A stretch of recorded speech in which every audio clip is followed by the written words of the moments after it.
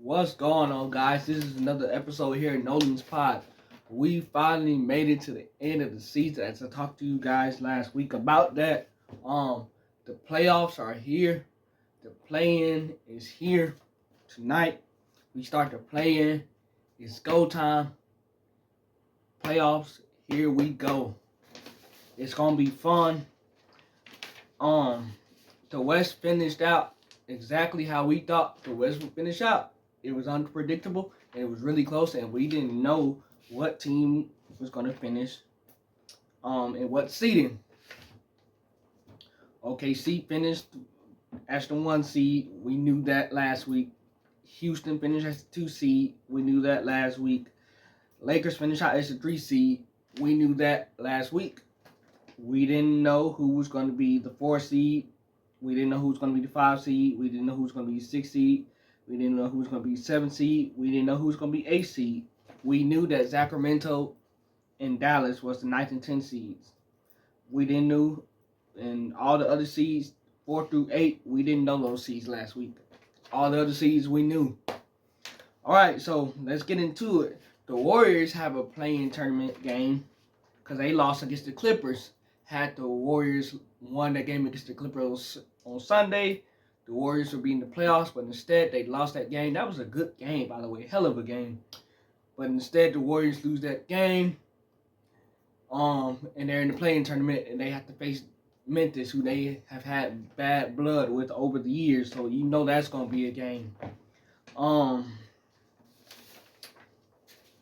Warriors, I think they will beat Memphis tonight. The Warriors do have the home court advantage, by the way, because they're the 7th seed. Memphis is the 8th seed. When you have Stephen Curry, you have Draymond Green, and then you add in a veteran and Jimmy Butler, who's been there before. Who he hasn't gotten to the mountaintop, but he's been there before. When you have guys like that, man, and the veterans that the Warriors have, I just think that overshadows the whole Memphis Grizzlies team. Even though Memphis has experience too, don't get me wrong, but with the coaching change and the Ja Morant with the celebration and all that, the vibes in Memphis, I don't think they're good right now. I just think that this Warriors team is too good of a team to lose tonight to this Memphis Grizzlies team. And keep in mind that, this Grizzlies team, they've had some times where in adversity, but this Memphis Grizzlies team, make no mistake about it, they fell 3 to 2 wins short of getting 50 wins. So this Memphis team is nothing to play around with. You know that they had those young thoroughbreds with Ja Morant, Desmond Bain, Jaren Jackson Jr. Unfortunately, they lost Jalen Wells to a season-ending injury, and then you have big Zach Edey down there. So they had those young pieces, those dogs. They have those dogs that they can go into Golden State and they can win. I just don't think they're going to win. Golden State's role players have to play well in the play-in and if they get in the playoffs. Buddy Hield, Brandon Podziemski's, Jonathan Kuminga, Moses Moody, the Trace Jackson Davises, the Quentin Post, those GP2, those guys, those role players, they all have to play well. They all have to help out Stephen Curry and Jimmy Butler and Draymond Green. The other key for the Warriors is Draymond Green. Don't do anything stupid to jeopardize your team like you did the other day. You tried to draw a foul at the end of that overtime where you had a wide open layup, and instead of you trying to draw a foul, you smoked the layup. If you don't do anything stupid and y'all can get in the playoffs, y'all gonna be just fine. Draymond, just don't do nothing stupid. We know Steph Curry's gonna ball out, and we know what playoff Jimmy Butler's gonna do. We know when playoff time comes, they don't call him playoff Jimmy for no reason. But he got hurt the other day. I think he got knee in the side of his knee by Kawhi Leonard, and he was limping. So I don't know how well Jimmy Butler's gonna be tonight, but I do expect that this Warriors team is going to get past this Memphis Grizzlies ball club. 9th and 10th seed, not the sexiest matchup ever with the Sacramento Kings facing the Dallas Mavericks. I have Sacramento winning that game, and the reason I have them winning that game is because they're at home. That's the only reason. Now mind you, Dallas still has AD and they still have some pieces, but I mean, I think Sacramento's gonna have enough to win this game when you have DeMar DeRozan who's been there, when you have Zach LaVine who's been there, when you have Domantas Sabonis, Keegan Murray, these guys. I think that Sacramento has enough to get it done. Now, Sacramento, they might win this game and all, but their reward's going to be whoever wins this game, they play OKC. Sacramento's not beating OKC, neither is Dallas, whoever wins this game. For the Warriors side of it, whoever wins that Warriors game, they play Houston. So if the Warriors win this game, they'll play Houston. If Memphis wins, they play Houston. Houston is a defensive juggernaut, as we know. Houston's going to defend. They are going to defend their butts off. The problem with the Houston Rockets is, do they have enough to score the ball? It's going to be a collective effort for the Houston Rockets to score the basketball. Whether that's Jalen Green, Alfred Sengun, Fred VanVleet, Amen Thompson. It's going to be a group effort to score the ball because they have struggled all year with scoring the ball. Defending, those guys can defend. Amen Thompson, Dylan Brooks, they even got Jalen Green and Fred VanVleet and Sengun. They even got them locking in and playing a little bit of defense. You know what I'm saying? So it's a team effort. And then when you have Tari Eason them coming off the bench, man, he's another lockdown defender. He's going to get into you. He's just like Dylan Brooks. So, and then you got the veteran leadership with Fred VanVleet, the Jeff Greens of the world, man. So this Houston team, they're going to defend. It's just when the game slows down in the playoffs, can they score enough? That's going to be the main factor. That's the 2 seed Rockets. Number 1 seed OKC Thunder. OKC has 68 wins this year. OKC, all y'all need to do is play OKC basketball. Y'all can defend. Y'all can score. It's kind of a question, who's going to be that second scorer behind SGA? Is it going to be J-Dub? Is it going to be Chet Holmgren? Who is it going to be? That's the questions we have about OKC. It's not many questions that we have about OKC. OKC, y'all run to the finals begins now. Whoever wins that Sacramento-Dallas matchup, OKC has, and then OKC, y'all have home court advantage throughout the playoffs. Y'all have what it takes to win OKC, to get to the finals and win the finals. Just go do it. Just go out there and do it. Number 3 seed Los Angeles Lakers are playing the number 6 seed Minnesota Timberwolves. I think the Lakers will win this series. One concern that I have about the Lakers is their big man problems. Will that come back to haunt them? I don't really think so, but it is a question. Will it come back to haunt them? The Lakers big man, they don't have a true big man. Will that come back to haunt them? Like I just told y'all, I don't think so, but you never know. The questions I have for the Minnesota Timberwolves, it can't just be Ant-Man in this series. Julius Randle, you have to have a good series. You have to. You have to have a good series. You have to be that second option.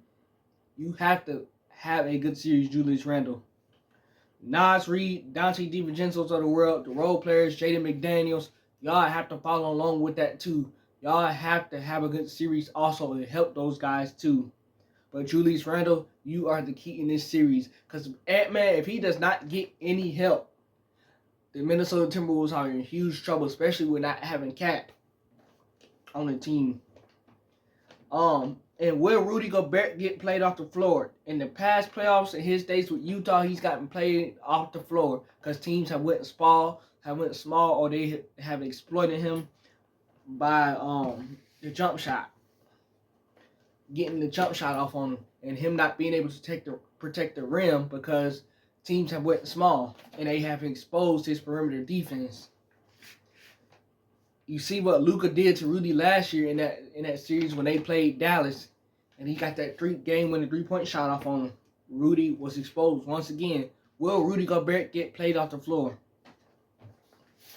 Number 4 seed Denver Nuggets will face the number 5 seed Los Angeles Clippers. I had the Clippers winning that series. My only questions for the Clippers is, will Kawhi Leonard continue to be healthy? We've seen when Kawhi has played in like 2-3 games in the playoffs, then all of a sudden he's just hurt and he's a no-go for the rest of the playoffs. My next question is, will James Harden show up? James Harden, phenomenal player regular season. When the playoffs hit, he disappears. If James Harden could give you what he's giving you in the regular season, if he can give you that in the playoffs, the Clippers have a chance. If Kawhi Leonard can continue to be healthy and ball out like we know Kawhi Leonard has, they have a chance. If he's gonna be Norman Powell and do what he did this regular season, they have a chance. Mind you, Jeff Van Gundy's the defensive coordinator of their team. He had those guys playing defense all year long. I think the Clippers ranked 4th in defensive efficiency this year. I think they were 4th. Jeff Van Gundy, he has those guys playing defense. You're not going to be able to stop Joker. Make no question about that. You're not going to stop Joker. But it's the other pieces like Jamal Murray. We know the key with the Denver Nuggets is Jamal Murray. If he plays well, this team is unbeatable. If Jamal Murray does not show up, Denver goes home in the first round. The other thing I want to say about Denver, they don't have no Mike Malone. They fired him last week, during the last week of the season. Tyronn Lue is going to probably more than likely outcoach David Adelman, who's never been a head coach in the NBA. So coaching matchup in this series is a huge factor. And Denver's defense. Denver is not a good defensive team. I don't really expect them to stop the Clippers defensively. And those are my keys for that series and having the Clippers win this series. All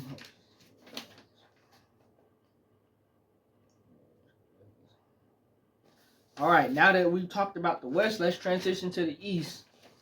You had the number 1 seed, Cleveland Cavaliers. Whoever wins between the Bulls and the Heat will play the Cleveland Cavaliers. So that play-in tournament, the Bulls will play the Miami Heat. The Bulls have been balling. They balled in this regular season. They played really well in the second half of the regular season. And then the Miami Heat, they traded Jimmy Butler, and then they just kind of spiraled out of control once they did that. They still have Bam Adebayo, and they still have Tyler Hero. They have Andrew Wiggins. I don't know if they beat the Bulls. To be honest, the Bulls do have the home court advantage for this playing game. But when you have a Miami Heat team, no matter who they have on the team, you still have Eric Spoelstra as your head coach. You still have a chance. Miami's not going to go down without a fight, so you can never count out the Miami Heat. But I still just think that they just don't have enough this year to compete in the playoffs, should they make the playoffs. And the Bulls either, even though Kobe White balled out, even though Josh Giddey has turned into a good player with this Bulls team, and even though they have Vucevic, it's still going to be a tall task to ask either one of these teams to go in the first round and face Cleveland should one of these two teams win and beat Cleveland. That's a tall tale to ask both of these teams. And then the number 7 seed, Orlando Magic, played the number 8 seed, the Atlanta Hawks. Obviously, y'all know Hawk for life. I think the Hawks are going to win. If we don't win, it's not the end of the world. We still get a game on Friday to try to get in. Whoever wins this game plays Boston. I can't believe I'm actually going to say this, but I'd rather have the Hawks lose this game so we can avoid Boston, because the Hawks were a better matchup for Cleveland. The Hawks won They won 3 games against Cleveland when they played Cleveland this year to the Hawks. We are a better matchup for Cleveland than we are a better matchup for Boston. So I'd rather us lose this game and have to play Cleveland, possibly. The Magic are a better matchup for Boston because the Magic are defensive. They are a very good defensive ball club, are the Orlando Magic. The Magic they're just like the Houston Rockets. They are very, very good defensively, but they struggle to score. But when you have Paolo Banchero, Franz Wagner, KCP who can knock down timely 3-point shots, the Gary Harrises, Cole Anthony, Jonathan Isaacs, Anthony Black, when you have those pieces, man, they are a better matchup for Boston. And not saying that they would beat Boston, but they would certainly give Boston a better test than what the Hawks would give them. And that's coming from a Hawks fan. That's just being honest. That's just keeping it real with you guys. The number 3 seed New York Knicks are playing the number 6 seed Detroit Pistons. Boy, this is going to be a hell of a matchup. I expect the Knicks to win this series, but they're not going without a fight. The Detroit Pistons are going to fight.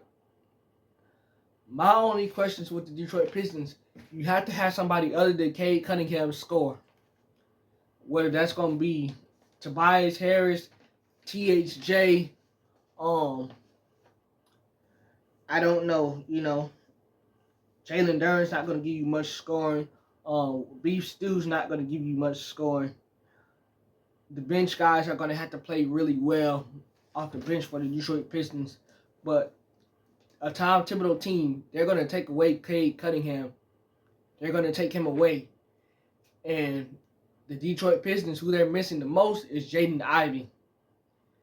He would be the other guy that would be the second option. They don't have him for the rest of the season because he got hurt earlier in the season. So my concern with Detroit is who's going to be that second option.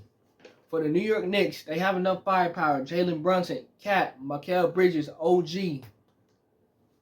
They could throw OG on Cade Cunningham. They could throw Mikal Bridges on Cade Cunningham. They have the pieces. They have the pieces to get out of this series.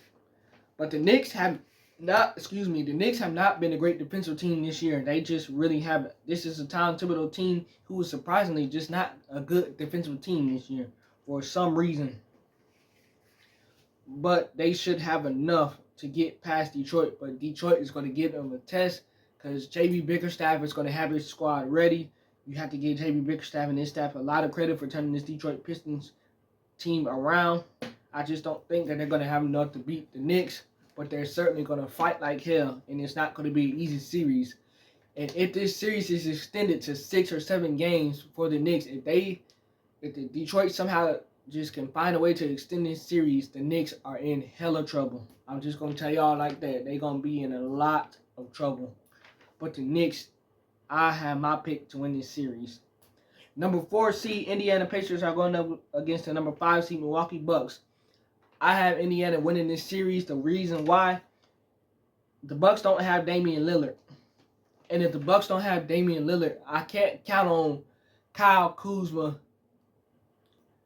and whoever else to single-handedly just try and win this series. I can't count on Giannis and Kyle Kuzma. I can't do that. This Indiana Pacers team played well in the second half of the season. Tyrese Halliburton, Aaron Nesmith, Miles Turner, Pascal Siakam, Benedict Mathurin, the Ben Shepherds, Andrew Nembhard. Those guys balled out during the second half of the regular season.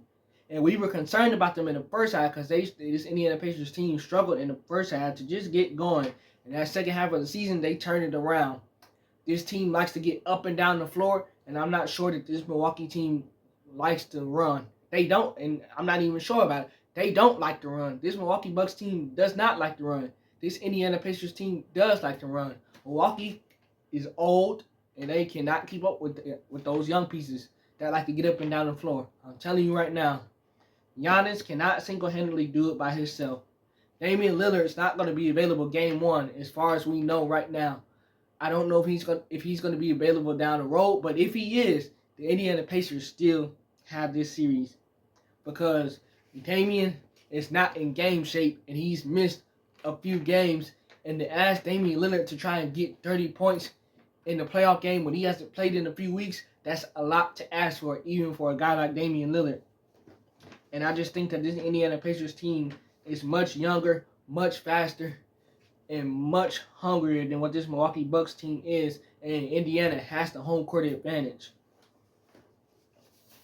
I don't trust the Cleveland Cavaliers. They're going to get past their first round matchup. But other than that, after the first round, I don't trust them. Boston, I have going to the finals in the Eastern Conference. In the Western Conference, it's hard to choose who would go to the finals. I'm not going to pick Houston. I'm not going to pick Minnesota. I'm not picking Denver. I would say my 3 teams to go to the finals in the Western Conference is OKC, the Clippers, and the Lakers. Who would go to the finals in the Western Conference? My final pick. I got to go OKC. I can't doubt OKC. I got to pick OKC. My matchup that I have in finals this year is OKC against Boston. That's my final prediction. Winning it, I think Boston would win it. So, who I have officially going, OKC and Boston. Who I have winning the whole thing this year, Boston. It's going to be a great playoffs. Maybe I get this whole thing right with this bracket. Maybe. And maybe I don't. But that's what we're going to find out. It's going to be a great playoffs. It starts tonight with the play-in tournament.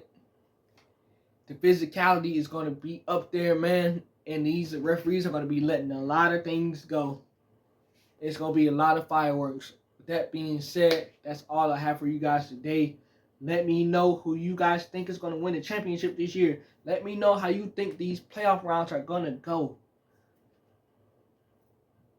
And we out.